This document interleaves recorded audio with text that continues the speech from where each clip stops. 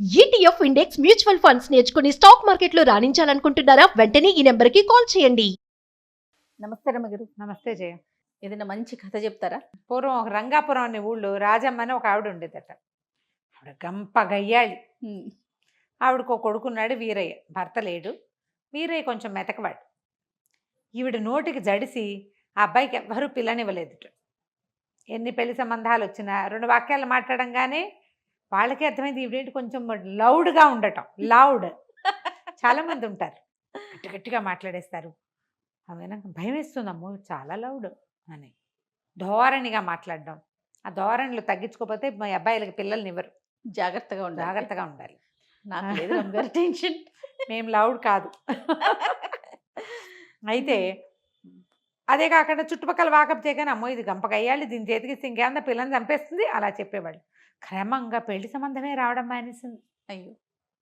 ఆయన 22వ ఏటో 23వ ఏటో మొదలుపెట్టారు. ఆ వీరయ్యకి 30 దగ్గర పడుతున్నా సంబంధాలు కుదరల. అయితే ఏమైంది, ఒకనాడు ఇతను ఏదో పక్క ఊళ్ళో ఏదో గేదెల బేరం కోసం వెళ్ళి ఆ ఊళ్ళో చెరువు గట్టున మంచినీళ్ళు తెస్తున్న ఒక అందగత్తెని చూసి ఎంతో బాగుందని ఎవరినో కనుక్కున్నాడు. మీ వాళ్ళేనోయ్ అన్నారు. ఇతను వాళ్ళ ఇంటికి పోయాడు.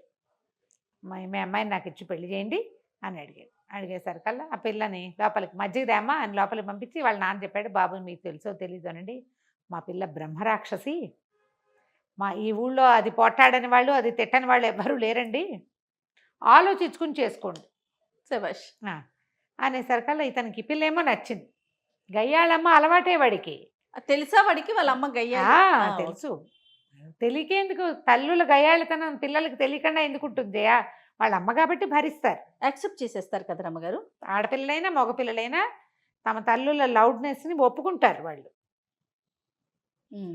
అలవాటు అంతే. ఇంకా కసిరేస్తూ ఉంటారు. తల్లి మీద ప్రేమ ఉంటుంది కదా జయ, తల్లులతో సన్నికర్ష ఉంటుంది. అయినా గయ్యాళి వాళ్ళు పిల్లల్ని కసురుతారు కానీ మరీ అంత గయ్యాళిగా ఉండరు, బయట వాళ్ళతో ఎక్కువ ఉంటారు. అక్కడి నుంచి ఏమైంది, ఇతను పెళ్లి చేసుకుంటాను అన్నాడు. పర్వాలేదు పెళ్లి చేసేయండి, మీ పురోహితుడిని పిలవండి అంటే సరే ఏం చేశారు, సాయంకాలం మంచి ముహూర్తం ఉందని ఇంకా అమ్మలేదు ఏం లేదు, పెళ్లి చేసుకున్నాడు. చేసేసుకుని ఆ పిల్లని తీసుకొచ్చాడు. ఆ పిల్ల పేరు ఇందిర. తీసుకొచ్చేసరికల్లా ఆవిడ ముందు నిర్ఘాంతపోయింది. ఎవరెవరా ఇంత పని చేస్తావా అంది. కానీ తర్వాత ఏమనుకుంది, పిల్ల అయితే చక్కని చుక్క, ఎక్కడా సంబంధాలు రావట్లేదు, ఫోన్లే పిల్లాడి పెళ్లి కావద్దు, సరేలే అని ఊరుకుంది. 1 నెల రోజుల పాటు కోడల్ని బాగా ముద్దుగా చూసుకుంది. ఆ అమ్మాయి కూడా వాళ్ళ అమ్మ నాన్న చెప్పి పంపించారు, అణిగి మణిగి పడుండవే, ఇప్పుడే పెళ్ళయింది నీకు, లేకపోతే పెళ్లి కూడా అవ్వదు, నీ పేరు తెలిసి ఎవరు రావడం లేదు అని అమ్మా నాన్న కొంచెం నచ్చ చెప్పారు. ఈ అమ్మాయి 1 నెల రోజులు ఆగింది. ఆ తర్వాత అంటే చిరాకులు పరాకులు బిసుకులు కసుకులు నానా గందరగోళం. అత్త కోడళ్ళు. ఇతను ఎక్కడికైనా వెళ్ళి ఇంటికి వస్తే వంట అయ్యేది కాదు, మీ అమ్మతో పెట్టించుకోమనేది ఆవిడే. నీ పెళ్ళం ఏం చేస్తుంది, కూర తీసుకొచ్చావు కదా అంటుంది ఈవిడే. కొట్టుకు చచ్చిపోయేవాళ్ళు. ఈ సందట్లో ఇతనికి అన్నం పెట్టేవాళ్ళు కాదు. ఈ అమ్మాయి పొయ్యి మీద బియ్యం పెట్టి అవతలకి వెళ్తే ఆవిడ మాడినా దింపేది కాదు, ఆవిడ కూరేసి యువతలకు వస్తే అది తగలడిపోయినా ఈ అమ్మాయి మాట్లాడేది కాదు. ఇలా చేసేవాళ్ళు. తిండి దొరికేది కాదు, విసుగు పుట్టిపోయేది. కానీ అతను సహజంగా మెతకవాడు అవటంతో వాళ్ళిద్దరూ ఏం చెప్పినా ఏం మాట్లాడినా గొడవకి దారి దిగన, మా అమ్మతోటి ఏమిటి ఇలా అన్నవట అని ఆవిడని అడిగేవాడు కాదు, దాని ఎందుకే అమ్మ అలా అన్నవట అని అమ్మని అడిగేవాడు కాదు. ఇద్దరు అలాగుండేవాళ్ళు. ఈ లోపల ఏమైంది, ఆ ఊరు పెదకామంది గారు అబ్బాయి పాము వాత పడిపోయాడు. పాము గారపోతుంటే ఇతను ఆ పాముని తప్పించాడు. వీరయ్య మగ అబ్బుకుని పిల్లాన్ని వెనక్కి లాగేసి పాముని కొట్టేశాడు. వాడు పోయి నాన్న ఇట వీరయ్య నాకు ఎంతో సహాయం చేశాడు, కాపాడాడు అంటే అతను పిలిచి చాలా సంభావించి, బొళ్ళు గొడ్లున్నాయి వీరయ్య, ఒక ఆవును తోలుపో అన్నాడు. ఒక గొడ్డు అని చెప్పాడు. ఇంటికి వచ్చి అమ్మాయి పెదకామంది గారి గొడ్లో ఇంచి ఒక గొడ్డును తోలుకెళ్ళమన్నారే. వాళ్ళకి ఆవులు ఉన్నాయి, గేదెలు ఉన్నాయి, ఏం చేయమంటావు అన్నాడు. అనగానే తల్లింది, ఆవు ఎంతో మంచిది, శ్రీ మహాలక్ష్మి, ఆవును తోలుకురారా అని. వెళ్ళామంది, ఆవు పాలు పల్చగా ఉంటాయి, పెరిగి ఏం బాగోదు, తట్టట్లాడుకుంటూ ఉంటుంది, ఇంత వెన్నైనా రాదు, గేదె పాలు బలం. మనం కూడా చెప్పుకుంటాం ఇవి. ఆవు పాలు పల్చను కదా, అవును, ఆరోగ్యం సంగతి పక్క పెట్టు. గోవు శ్రీ మహాలక్ష్మి అంటుంది అమ్మ. గేదె బలం, గేదె పాలు బలం, గేదెకి వెన్న వస్తుంది, గేదె పాలు అయితే ఏముంది అంత వెన్న వస్తుంది, నెయ్యి కొనుక్కోబడలేదు. చెంబెడు పాలు ఇచ్చిందంటే బయట ఎవరికైనా పోస్తే 10 రూపాయలు కూడా వస్తాయి. ఆవు పాలతోటి ఏమొస్తుంది, వైద్యానికి తెప్పిస్తే ఆవు పాలు ఎందుకు పనికిరావు అని చెప్పి పెళ్ళాము. ఇక కొట్టుకున్నారు. తేలలేదు కథ. ఆవు గేదె తేళ్ళ. అక్కడి నుంచి సర్దుకున్నారు.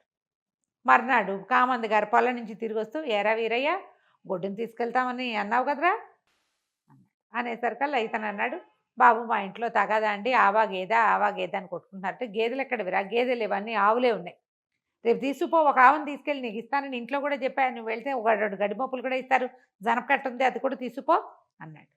ఇంటికి వచ్చి, అమ్మ కామంది గారి ఇంట్లో గేదెలు లేవుటే, ఓన్లీ ఆవులే ఉన్నాయట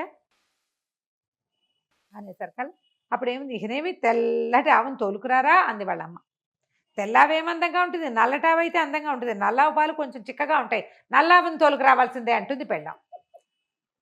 మళ్ళీ స్టార్ట్. ఏంటి నీకంత తెలిపిచ్చి అంటే, నీకు మాత్రం నలుపుకేం తక్కువ, నువ్వు నల్లగా లేవా అని కోడలు అంటుంది. నీకు నలుపు ఎందుకు పనికిరాదు, నువ్వు మాత్రం నల్లగా లేవా, ఓకే, నువ్వేమైనా పెద్ద అందంగా ఉన్నావా అని. తెలిపైతే ఏమి తెలుపు, నీకు తెలుపు కాబట్టి తెలిపే కావాలి, ఇలా కొట్టుకున్నారు. 2 రోజులు వెళ్ళల.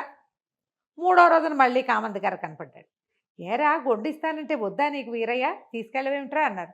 అనేసరికల్లా, బాబు ఏం చేయనండి, మా ఇంట్లో చాలా తగదా అండి, వాళ్ళిద్దరూ తెక్కొట్టుకుంటారు, మా అమ్మ అదంటుంది, మా ఆవిడ ఇదంటుంది, పడలేకపోతున్నాను, అత్తా కోడళ్ళ గోల, అందుకని ఇంకా తీసుకెళ్ళలేదండి అన్నాడు. అనేసరికల్లా ఆయన అన్నాడు, నాకు అత్తా కోడళ్ళ గోల తెలియదురా, 2 పెళ్ళాల గోల తెలుసు, నాకు 2 పెళ్ళాలు ఉండటం బట్టి వాళ్ళు అలాగే కొట్టుకుంటారా, వాళ్ళు ఒకళ్ళకొకళ్ళ శత్రువు, వాళ్ళకు ఒక బలమైన శత్రువు ఉన్నాడు అనుకో, వాళ్ళు చచ్చినట్టు ఉంటారు అంతే అన్నాడు. అనేసరికల్లా ఏం చేయమంటారు బాబు అన్నాడు. ఏముందిరా, వాళ్ళల్లో వాళ్ళకి తగాదాలు పెట్టకూడదు, ఇద్దరిని లైన్లో పెట్టాలి ఒకడివే అనగానే వేరే బాగా ఆలోచించుకున్నాడు. చెట్టు కింద కూర్చొని సాయంకాలం కామంది గారింటికి వెళ్ళి బోల్డ్ ఆవులు, 100 ఆవులు, వాటిలలో ఒక మంచి కపిలని తీసుకుని వచ్చేసాడు.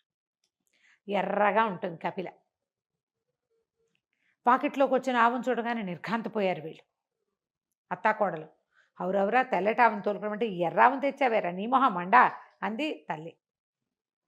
పెళ్ళామంది, బుద్ధి లేదు నీకు, మీ అమ్మలాగానే నువ్వు కూడా అంతే, చెప్పింది చెవినేసుకోవు అన్నది.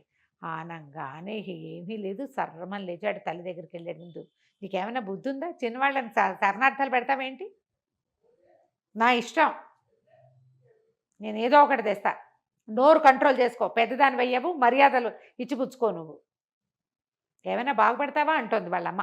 తల్లి మాట వినని వాడు ఏం బాగుపడతావు, ఏం బాగుపడటం ఏంటి, ఏం మాట వినమంటావు, నోరు మూసుకుని ఇంట్లో కూర్చున్నావా, ఇంట్లో ఉండు, లేదా నీది నువ్వు కాచుకుని తాగు పక్కన అనగానే ఆవిడ నిర్ఘాంతపోయింది.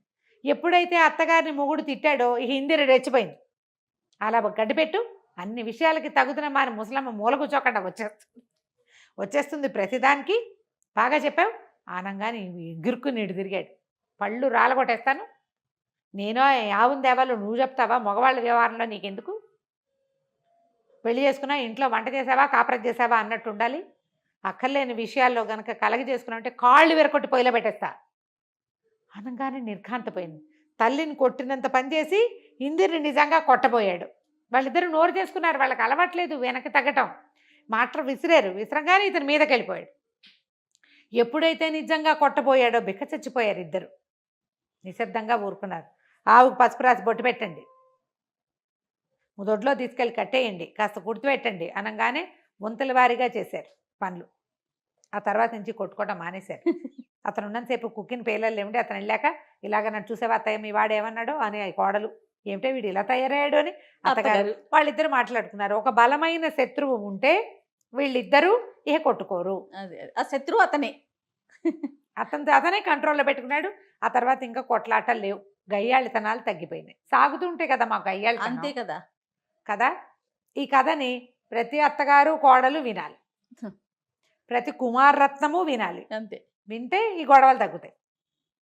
కథ కంచికి మనం వింటాం. నమస్తే రమ్మగారు. నమస్తే.